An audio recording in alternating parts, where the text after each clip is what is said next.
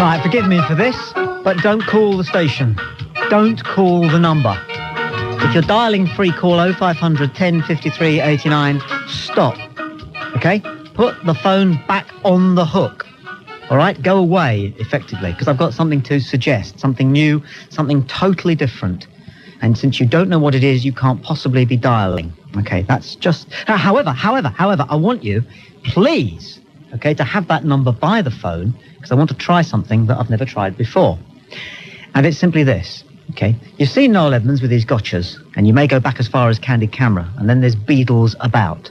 And members of the public and B-rated celebrities are very theatrically snagged. Okay. What I thought we'd try, and this is purely an experiment, is this. Do you know somebody, all right, who's got a bee in their bonnet about something? Do you know somebody who is obsessed with something, such as, for example, there's a chap in our pub who is always going on about the fact that funeral corteges should not be allowed on big, busy roads during the morning, which is when you often see them, and it snares the traffic up. And he mentioned it about 2 years ago, and there was a bit of an argument, and now he won't let it lie. It's his hobby horse. He's always bringing it up. Now, it may be that you have a friend or a member of your family or a colleague, somebody you work with or somebody you just know who has a bee in their bonnet about something, okay? And they're always talking about it. Now, for this to work, it's essential that that person is not a dedicated talk radio listener, okay? And you'll see why in just a second. But if you know somebody and you know that they could get to the radio, and you're pretty certain that they're not listening to talk radio, and they've got an obsession about something. It could be a news story. It could be to do with sport. They might be somebody who is always going on about Ken Bates at Chelsea, or always going on about the fact that the English cricket team, I mean, going back to the last hour, hardly ever is made up of nothing but English men. It could be a woman who's got a friend of yours who's got a thing about men with beards. It could be anything that they've got an obsession about, something that they consider to be an area almost of their own personal expertise, because they're always on about it. I think you know the kind of thing I'm talking about. Give me a call now. Free call 0500 10 53 89. All I need to know is what their obsession is, and as long as they aren't listening to talk radio, what we're going to do is put on a completely fake broadcast in which we and an expert are discussing the subject of their obsession, and you can then ring them up and say, here, hoi, you'll never guess what. You know blah-de-blah that you're always going on about? Well, you'll never believe this, but they're actually talking about it at the moment on the radio, and they're saying exactly what you're always saying, so you should give them a ring. And then you'll have to tell them how to find talk radio if they're not a dedicated talk radio listener. Okay. That's how it might work. It might work. Let's have a word with Paul in Bedfordshire. Oh, are we taking notes of his... Have you got all his details then, Philippa, for your book? Good. Jolly good. As long as you've done the admin. How much do you want for the book now, Philippa, is it? Is it a bit more expensive now you've got Paul's home number? Right. Paul. Yep. Good afternoon. Hello there. Who have you got in your family who's an obsessive? My brother-in-law. His name's Phil Smith. Okay. Well, he's a black taxi driver. Yes. And he goes on and on about minicabs, touting, and how they're all unlicensed. Right. And none of them are insured. What's his main objection to minicabs? His main objection to them is that they got no overheads. No overheads. They've got no overheads. So I've got to buy a black cab, and my cab costs this So much. if he was listening to a radio programme where the guy was saying how many overheads minicabs have to put up with, right, yeah, he'd definitely be on for ringing in and complaining. Oh, yeah, he would, yeah. Does he listen to talk radio?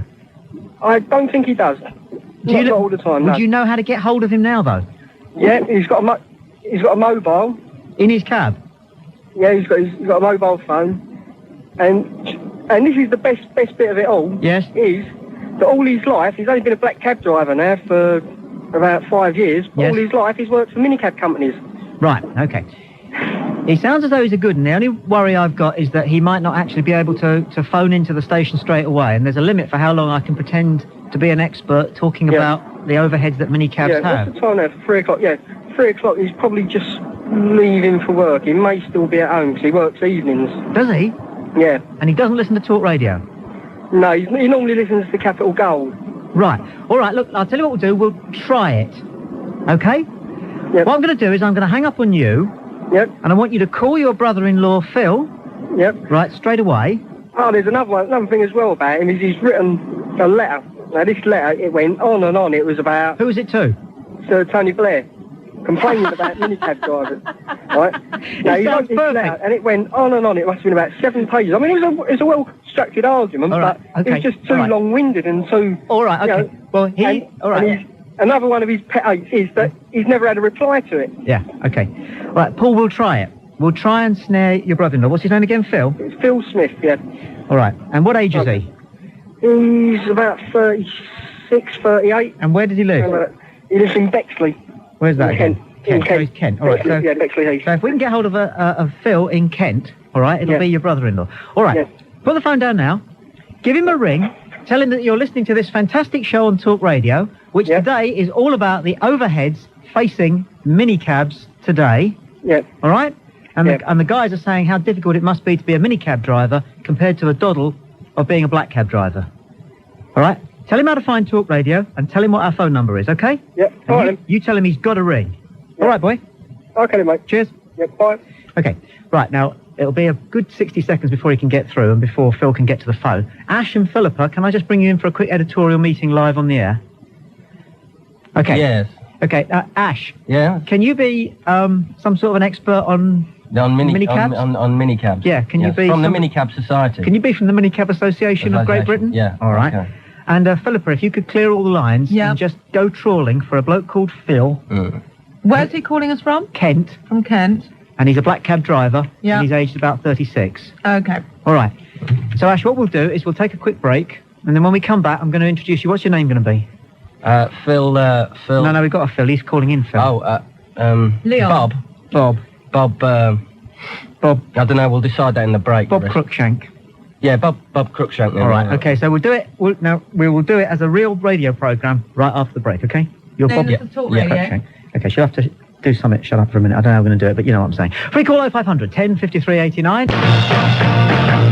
Good afternoon. This is Talk Radio, and I'm Tommy Boyd, continuing our battles on behalf of that most beleaguered group of hard-working, industrious, honest folk, minicab drivers. It's become increasingly apparent, hasn't it, that the economic difficulties facing this important group of people have been mounting.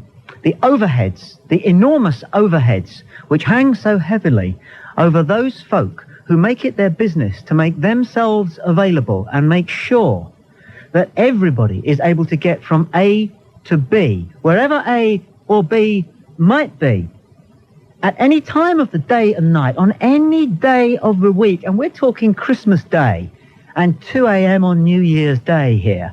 If you need that to happen to you, if you need to be transported, as we were saying 5 minutes ago, it's a minicab driver that you need. Let me have a quick word now with Bob Cruikshank, who is the Association Secretary of the British Minicabs Drivers. Bob? Good evening, Tommy. It's good afternoon. It's great to be here. It's good to have you on the show. Thank you for coming. No, thank you. We touched about 10 minutes ago on some of the overheads facing minicab drivers in Britain. Oh, he hasn't gone, has he? He phoned and he's gone. He's really annoying. He phoned. No, he's not listening. Carry on. Should we carry on? Okay. So, Bob, you Yeah. perhaps you'd just like to run over Good afternoon, some of the Talk Radio. overheads facing the minicab driver. In particular, first of all, I mean, let's just talk about the enormous insurance outlays that your members have. Well, I mean, indeed, I mean, this has gradually increased quite dramatically over the past 5 years, the insurance level, too. It's actually quite considerably more than a black cab would have to pay. I mean, apart from that, we have the compulsory MCRT quarterly tests, which we have to carry out, on a quarterly basis. And so, obviously, we have to have competitive prices. Otherwise, we'll be out of business. You must envy the black cab drivers. They have it very simple. Whose profit margin, presumably, you're saying, is much greater. Oh, yes. I mean, of what we know, I mean, a lot of it we don't know about with black cab drivers. You'll never get it out of a black cab driver of how much they make in a night. You're saying that a black cab driver would never be prepared to own up to their enormous profits? No, I mean, I would say, in fact, that many black cab drivers would be on £150,000 per year. Right. Clear profit. Okay. Well, our first caller on this programme is Phil, who is calling from London. Phil, you're on Talk Radio. Good afternoon. Hello, is that Phil? Sorry, is it Tommy? My name's Tommy Boyd. Yes, you're listening to Talk Radio, Phil. Yeah, I've just had my brother give me a call. Oh, yes? To give you a call about the overheads. And I used to be a minicab driver, but now I'm driving a black cab. Yes. Well, we've got an expert with us in the studio who's just been explaining how enormous the overheads are if you're a minicab driver compared to those of the black cab driver. Indeed. Hello? Hello? Very, very bad line. I'm sorry if I lose you. I'll come straight back. I see, okay. In Park Lane, and my signal's pretty terrible. Yes, it is, isn't it? Never mind. Yeah. But anyway, with a minicab, I had little or no expenses except for my petrol. But now that I'm driving a black cab, probably 90% of my turnover is going to run my cab. Oh, come on. You can't be serious, Phil. I certainly am. Listen, Phil, call us back when you can get a better signal. Okay, mate? Oh, well, it worked. We caught a fish. Unfortunately, he with a bad line, wasn't quite. He wasn't work. very angry, was he? What do you think? Should we try another one just to see if it works? I mean, we did it. We did it. We did it. Yeah, we scored somebody, didn't we? Scored. We made it. We got Phil, but I couldn't get under his skin because he, on his halfway decent phone. Yeah, it wasn't good. No. My heart doesn't go out, too much to people who can afford a mobile phone in their machine. I mean, complaining about overheads. I mean, it's not exactly compulsory, is it, if you're a cab driver to have a mobile phone? Okay, well, let's give it another crack, shall we? Free call 0500 10 53 89. If you know somebody who isn't going to be listening to Talk Radio at the moment, but who is utterly obsessed, consumed, eaten alive by something, preferably the more ridiculous and obscure, the better, give us a call. Free call 0500 10 53 89. I'm Tommy Boyd. This is Talk Radio. Yes, we're chasing people with obsessions. It's quite interesting to find out what people's obsessions are. It didn't come as a great shock to discover that a black cab driver's obsession is with the iniquities in his profession and how much easier life is for minicab drivers. Let's talk to Simon in Liverpool. You're on Talk Radio, Simon. Good afternoon. Hello. Who do you know has got an obsession? My brother has. And what's his obsession? Actually, I'm not Simon. Simon's my brother. I'm Peter. Okay. Yes. Yes. Okay, Peter. What's Simon's obsession? Yeah, he's been at Shakespeare's gravestone for about 10 years now, I think. He's decoded the thing. He thinks he's decoded it, And, this sounds fantastic. Yeah, it's an obsession and a half with this guy, I'm telling you. Right. In fact, he's upstairs at the moment writing about it, But he doesn't know you're on the radio? No chance. No chance? No. Right. Okay. So, what do you think Shakespeare's gravestone says? He thinks that it's encoded with stuff from Hamlet or something. Mm-hmm. Something about Hamlet. He's got Hamlet encoded out of it. And right. So if we started doing a programme about Shakespeare's gravestone... Yeah. And do you happen to know what's written on Shakespeare's gravestone? Apart from Will Shakespeare... No, it's not even Will Shakespeare, apparently. There's no name on it. Really? Yeah, that's what he's going on about, So if we said that a new gravestone had been discovered, and it is clearly that of William Shakespeare... Oh, God, that'll drive him crazy, that will. I mean, that means his life work amounts to nothing, doesn't it? Yeah. Whereabouts is Shakespeare's alleged gravestone? Stratford-upon-Avon. It's in the Trinity Church. Right, shall we say that we found Shakespeare's gravestone in Berwick. Yeah. Hunslet. Yeah, okay.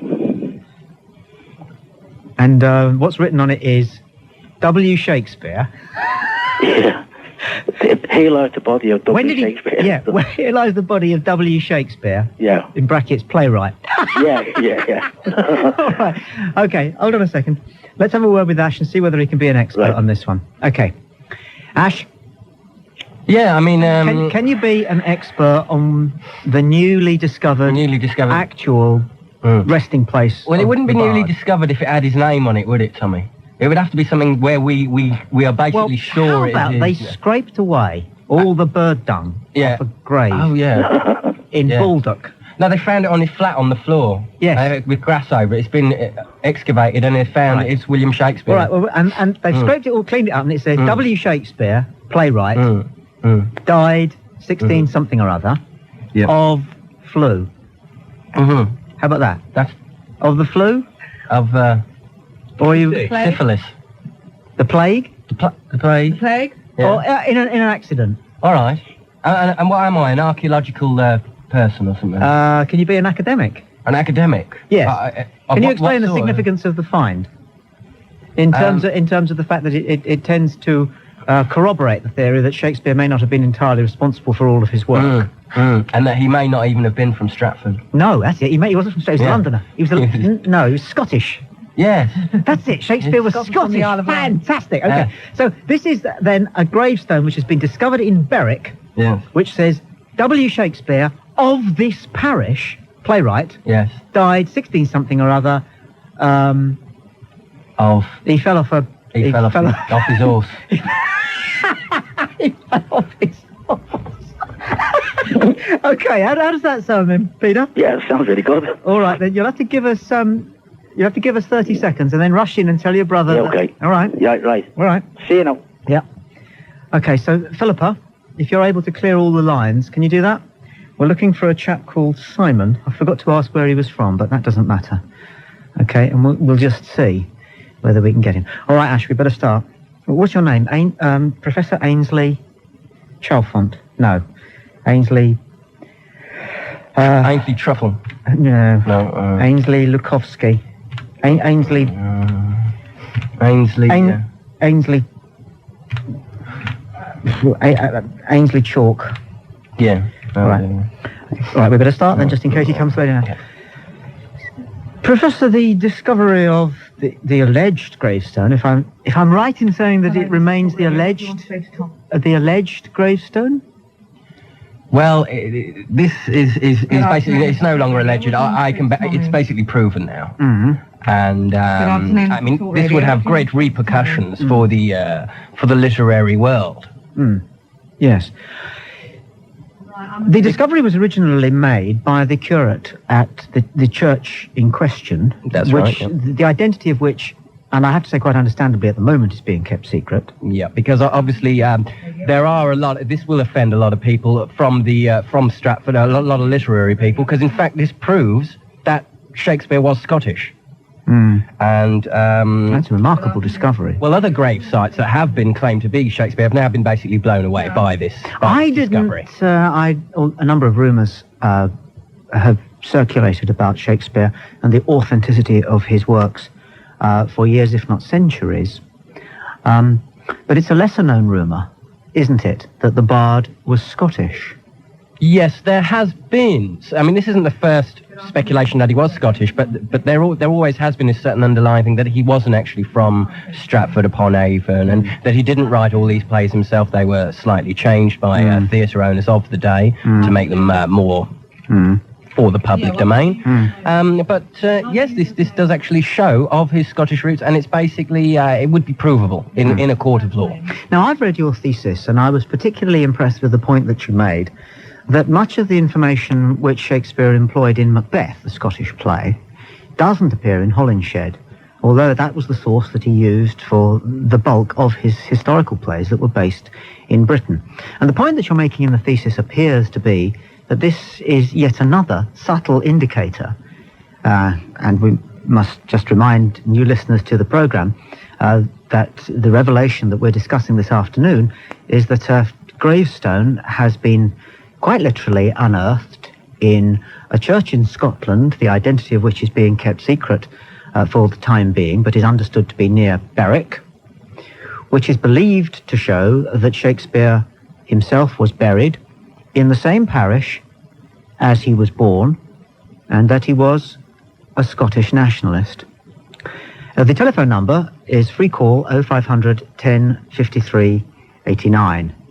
And in just a second, we're going to be able to take telephone calls. Our first caller is Simon, who is calling from Liverpool. Simon, you're on Talk Radio. Good afternoon. Hello? Simon, good afternoon. Hello, good afternoon. Good afternoon. Yes, good afternoon. Good afternoon, Simon. We're discussing the extraordinary revelation that Shakespeare's gravestone has been discovered in a church in Scotland. Yes, yes, you must be joking. You're joking, aren't you? This is a joke. Well, no, I have with me Dr. No, you showed it can't be possible. Yes, it is. No, it can't be possible. Well, Sorry. let me bring Ainsley Chalk into the conversation. Ainsley, we have Simon in Liverpool with us. Hello, Simon. Hello there. Hi. What are your concerns, Simon, which sound to me to be quite serious? Well, because there's nothing underneath the gravestone in Stratford-upon-Avon. No. The Shakespeare's body doesn't exist. It never did. Well, it would appear that his burial place may have been discovered. No, that's what I've decoded the words that are on his gravestone, the original gravestone. Have you really? Yeah. And it says, the way it's decoded, it depends on the Book of Job and Hamlet. And the actual words refer to the original author of the works. So there's nothing underneath, and there is no William Shakespeare as a person. So whoever's found that other one, yes, it must be somebody's sort of planted one or something. Well, not at all. The academic community are at one on the authenticity of the find. Isn't that right, Professor Chalk? Yes, that is correct. And there are, in fact, remains that have been found under this unearthed gravestone, and the remains have immediately been removed to a secret location, a scientific genetic laboratory in Scotland, where they are going to be genetically decoded. And okay. God knows they could be making another Dolly the Sheep, couldn't they? Okay, William then what remains are there? What remains did they find? What human remains. Did he find an arm and stuff like that? An arm? Did he find a leg? Well, did he pull a leg out of the grave? A leg, yes, and many other... Did he pull legs I'm not a biologist, but I think a skeleton did he was... pulling legs? Found an entire skeleton. Well, they might be... If they haven't been pulling legs, I've been pulling yours, Tommy. Oh, it's you, isn't it? Yeah. Oh, that was disappointing. I knew this might happen. Yeah, I thought this might happen. That was really feeble, wasn't it? Angry, man. I thought that when he said, my brother's upstairs, because anybody who's 51, his brother still lives upstairs, is definitely a bit Tony Hancock, bedsit land. Oh, well, I'm not bothered. I'm not worried. Free call 0500 10 53 89. I'll give it one more crack, you know. Mary calls from Cornwall. Hello, Tommy. Mary, hello. My boss and a friend is absolutely obsessed by stilettos. Stiletto heels? Stiletto heels. As opposed to knives? Yeah. Okay. Every opportunity he gets, it doesn't matter where we are, the conversation somehow gets turned around to stilettos and why is it that women don't wear stiletto heels anymore? Why do they have to wear these sort of great big thick clodhopper shoes? And in fact, he is so obsessed that he's thinking of having some imported into Britain because they don't make them high enough.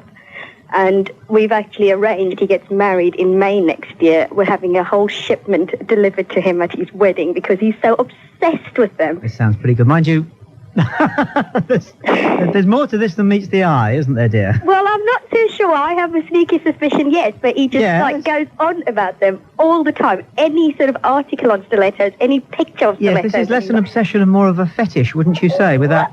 I don't know. Yeah, possibly fetish, but definitely an obsession. It's got ridiculous. Yeah. I mean, it doesn't matter when we get together, and it's just like stilettos all the time. Do you know where he is this afternoon? Oh, yes, I can definitely get hold of him on his mobile. Do you know that he's not listening to Talk Radio? I know he definitely doesn't listen to Talk Radio. Do you think we could snag him? I think you could snag him, an absolute beauty. Now, what would we need to be saying about stilettos? Well, about how they're just not really recommended, how they're bad for the feet. Okay, so if I had a foot expert with me. Yes, that would be wonderful. Or a fashion guru. Or a fashion guru, or a fashion guru or a foot expert, especially like they could damage people's feet and affects their walking and backs and stuff. Okay. And yeah. Let me see whether I think Ash could quite plausibly be a fashion guru. Yeah. That's not what we're talking. Do you think you could plausibly be, I don't know, I could be a fashion guru who believes in utilitarian values, that wear clothes have got to be comfortable. Yeah. Leon de Witt Yeah, that would be good. of Le Havre Fashion. Yeah, brilliant. All right then. Okay. I'll get him to call you. All right, and yeah, but you see, the thing is, I don't think his interest in stilettos really is confined to their sort of the fashion statement they make. Well, I don't know, but you could have a chat with him about that. Well, what about if I were to say that people who are overly interested in shoes, right? Have got a fetish about shoes, because it happens, doesn't it? Yes, certainly. Should be not castrated, inoculated or something, or there's something wrong with them. Yeah, they need help. They should be put away in a mental institution. Yeah, you for see, a while. I don't think he's going to ring. Shall I tell you why? Because I think he'd be a bit embarrassed to go on the radio and say why he thinks stilettos are gorgeous. Believe me, I can get him to ring you. Do you really think so? Yes, of course I can. You really think that he would? I can get him to ring you, yeah. All right, we'll try it. What's his name? Nigel Hodge. Just Nigel, will do. Thank you. And where will he be calling from? He'll be calling from Cornwall. Okay. All right. All right, thank you. You're welcome. Thanks, Tom. Give me about 30 seconds to work it out with Ash, all right? And we'll see. Okay. So, Ash. Yeah. Okay. Okay. Philippa, are you there? Stay there. Stay there. I will. We're looking for... You're so dominant. Who? Aren't you? I just see you in stilettos. Stay there. Very high ones. Yes. Yeah, stay there, don't move. Stay there. Turn your radio off. Oh, all right. Standing on your back. I will. And wipe that smile off your face. You're looking for a Nigel in Cornwall, who has an obsession with stilettos, who turns every conversation he can around to stilettos, all right? So we'll clear the lines. She's calling him now. Ash. Right. You are Leon de Witt from Le Havre Fashion House, and you've got a serious downer on stilettos, all right? Yes. Right, so he'll be getting to the radio around about now. So, Philip, if you can do your thing as quiet as you can. Ash, if you can go into the other corner of the room. That's it. Okay. Good afternoon. So remind us, Leon, of all the fashion no-nos, and you've mentioned flares and curly perms, you say that the stiletto is quite simply the biggest mistake, not only as a fashion statement, but also as a feminine statement. Well, yes. I mean, it's always been seen that the way the stiletto is designed as a very pointed and long thing is very phallic and a very male thing. But also, my belief is that fashion must be usable as well. It's like you can't walk around with a metal spike stuck under your neck, so if you fell over, you would impale yourself on it. And that I think the stiletto shoe is the biggest mistake that has ever been made this century in the fashion industry. And I've read you quoted in a number of sources as saying that the stiletto is in fact an eyesore. It's disgusting. I can't believe people will wear it. I mean, apart from my reasons before, where it's very bad for the whole anatomy of the person, it looks pretty disgusting. Yes, to be honest. And you don't believe, in spite of what you'll sometimes read in some corners of literature, you don't believe that the stiletto is in any way a turn-on? No, not at. In fact, the opposite. It's a total turn-off for me. It takes away the natural shape of a woman's leg. If you want to call and discuss the stiletto with Leon de Witt of Le Havre Fashion House, the telephone number is free call 0500 10 53 89. And a reminder, if you've just arrived at the radio, that Leon has been invited in today to talk about some of the fashion items and accessories which he believes, along with most of the fashion world, have received far too good and far too effusive a press. Top of his list is the stiletto, and Leon has been explaining to us, and a number of callers have called in to underline the point that he is making, that the stiletto is quite simply an entirely overrated fashion accessory and an erotic adornment. Leon, When did you first identify the stiletto as being fashion's number one imposter?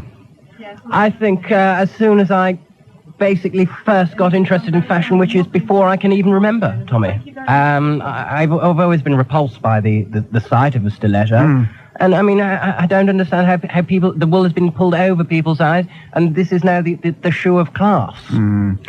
Yes, they're not really very attractive at all, are they? Would you... Yes, you'd rather see women in industrial footwear? Industrial, yes, or clogs. I do like a clog, because that is an ancient form of fashion that is proven over hundreds and hundreds of years. Free call 0500 1053 89. He hasn't bitten. I think, should we call it off? Yeah, I mean, you know what? He's not bitten. He's not gonna. Free call 0500 1053 89. Try line 3. One lady. Donna, Yeah. somebody who's just putting the phone down. Hello, are you going to answer? Hello, this is Talk Radio. No. No. Should we give in on that one? Should we try someone else? Yeah, we'll see if we get them. Okay.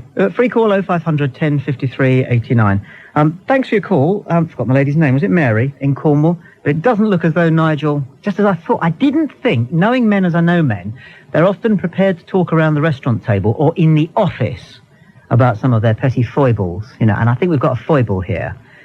But I don't think they're necessarily brave enough to come to the radio and defend stilettos, mainly because the rest of us men would know exactly where they're coming from.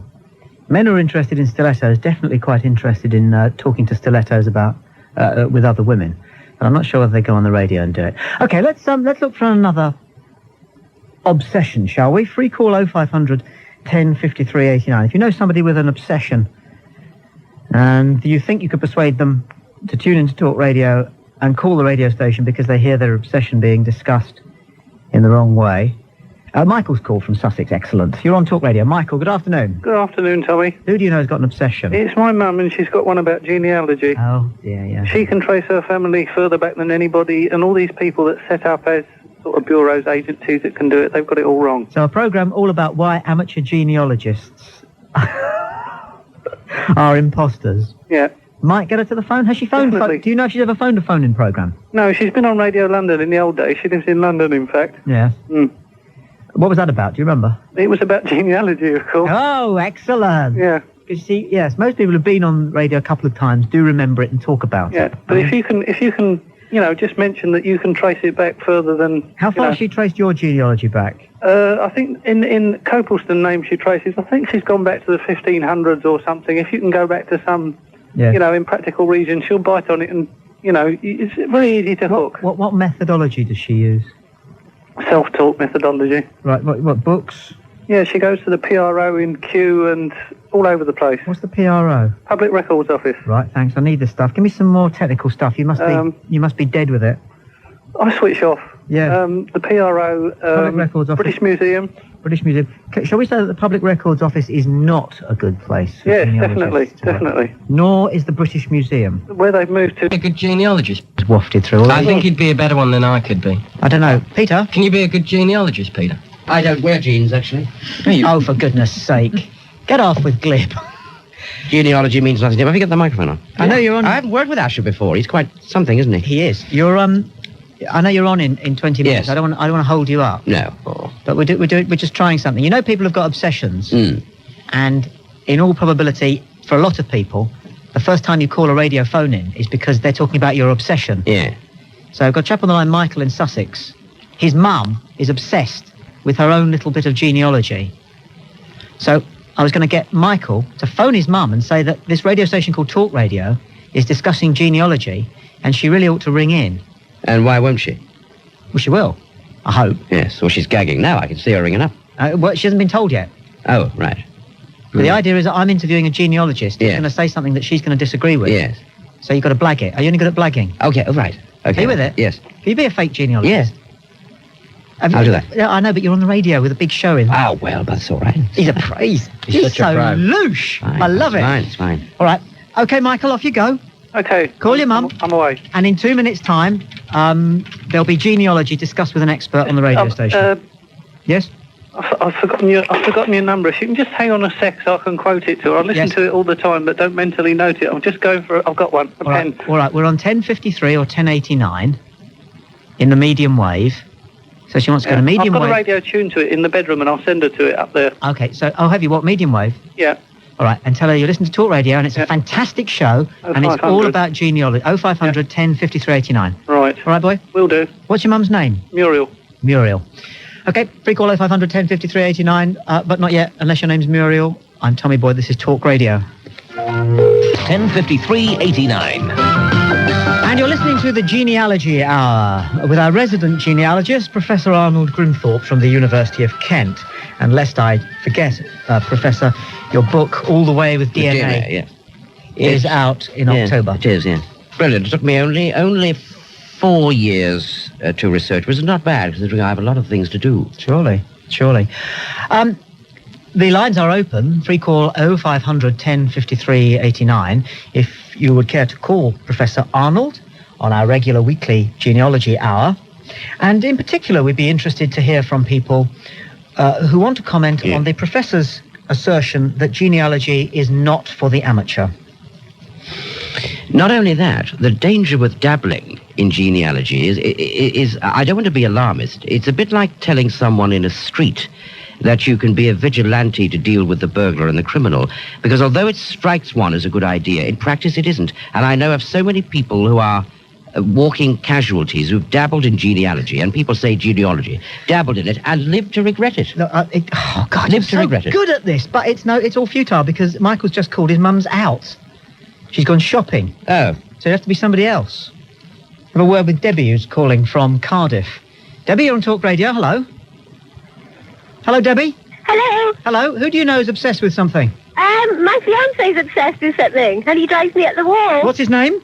Wayne. Wayne? And what's he obsessed with? Well, he's obsessed with teaching his children football and sport in general, but they have to be world class. He won't stop unless he will shout at them and, He's a competitive really dad. drive them on. Right. Sorry? He's a competitive dad. Oh, my God, yes. Peter, can you be somebody who's prepared to tell us that the worst thing people can do is teach their children football? Yes, I can. Okay. Yeah. Where is he at the moment, Debbie? Yeah. Where is he? He's at home at the moment. Now, he normally listens to your programme in his car radio, and he absolutely loves it.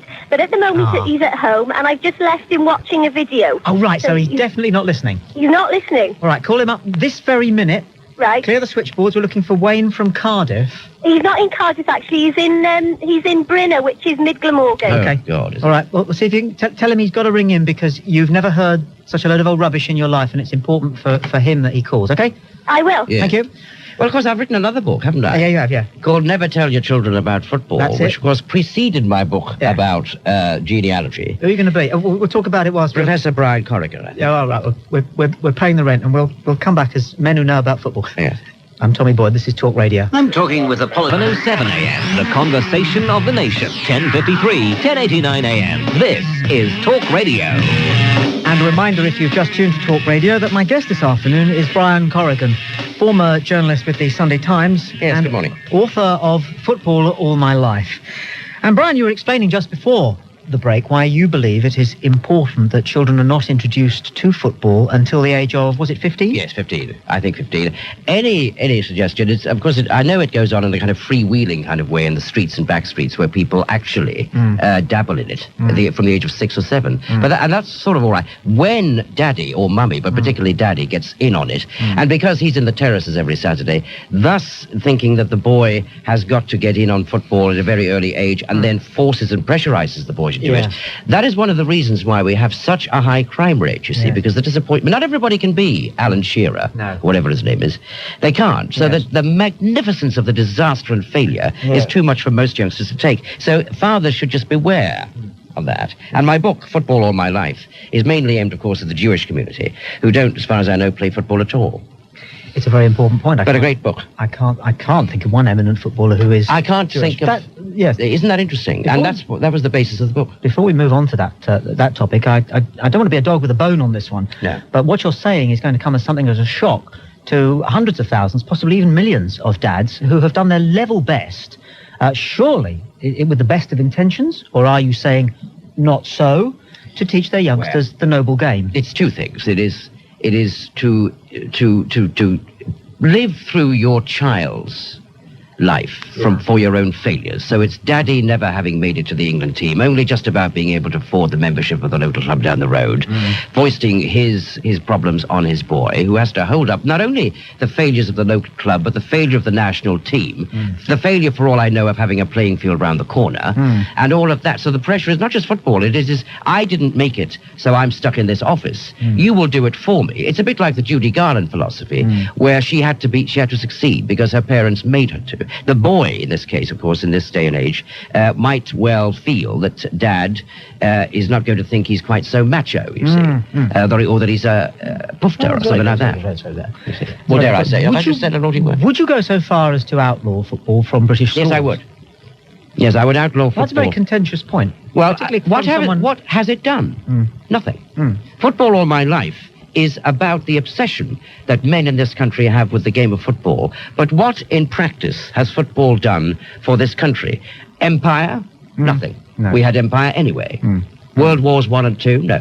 If we call 0500 1053 89, if you'd like to comment on the views of Brian Corrigan, author of Football All My Life, former journalist, sports journalist and successful football commentator with the Sunday Times, whose point, if I've got it right in a nutshell, is that teaching boys to play football at too early an age, and you're really saying too early an age is any time up until their middle teens, damages not only them, damages not only their families, damages not only their schools, but even damages the way the national game is being played. And certainly a lot of people in Britain would have noticed with some regret the declining fortunes of the English, Scottish, Welsh and Irish national football teams. And what you're saying is that you believe the reason behind that is because dads are teaching their boys to play the game. Yes, and then you see other families, perhaps single parents family, where there isn't a dad at all, but the mother is trying to teach the boy to play football. Of course, she gets it wrong, which is why you have clubs that succeed and clubs that fail.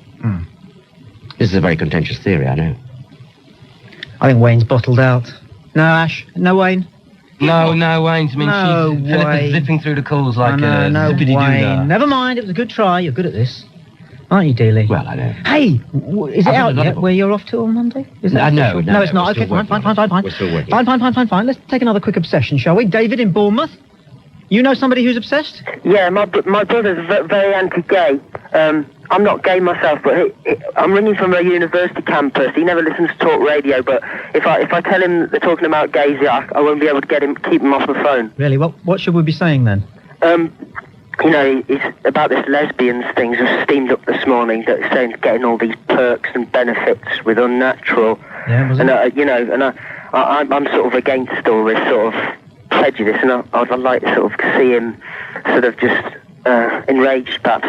You would seriously like your brother to be wound up? Yeah, I mean, if he hears something on the radio about gays, he can't stop himself. Has he been on the radio before about it? No, he hasn't. No, he doesn't listen to talk radio, but he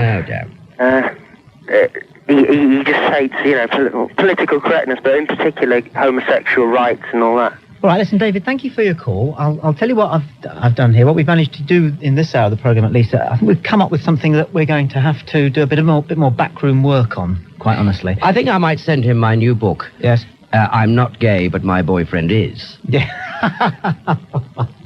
Which I wrote about an hour ago, in between. I don't know whether I can afford you as a regular... yes, indeed. As a regular... BS merchant. David in Bournemouth can probably just about read, so I'll send it off to him. I wrote it an hour ago, and it's just finishing the last line. I'm not gay, but my boyfriend is. And I may as well mention it because some people will be driving along and they haven't got long wave on their cars, but England have slumped to 213 for 7 in the Test match, chasing 225. So I thought it was a Gulf War They've score. got themselves something of a fight on their hands there. So what I think we need to do, Peter, and I'll see if you're around and we can use you as an expert. Ash is very good too. And Philippa, I'm sure, could lie through her back teeth.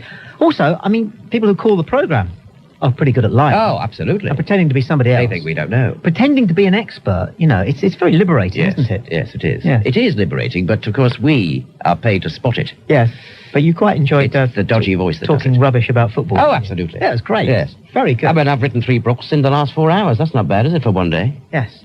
But we'll just have one last word with Alan, who's calling from Glasgow. Alan? Are you there, Alan? Hang on a sec. Alan, is that you? Used to be a silent film star. No, not to worry. I'll tell you what, delay all calls, just stay right where you are.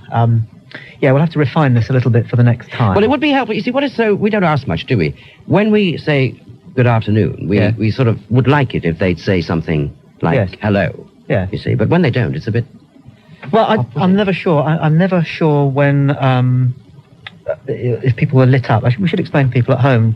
It's got various and pretty impressive pieces of technology in front of us. And Alan in Glasgow is a fool because he is there. Are you there?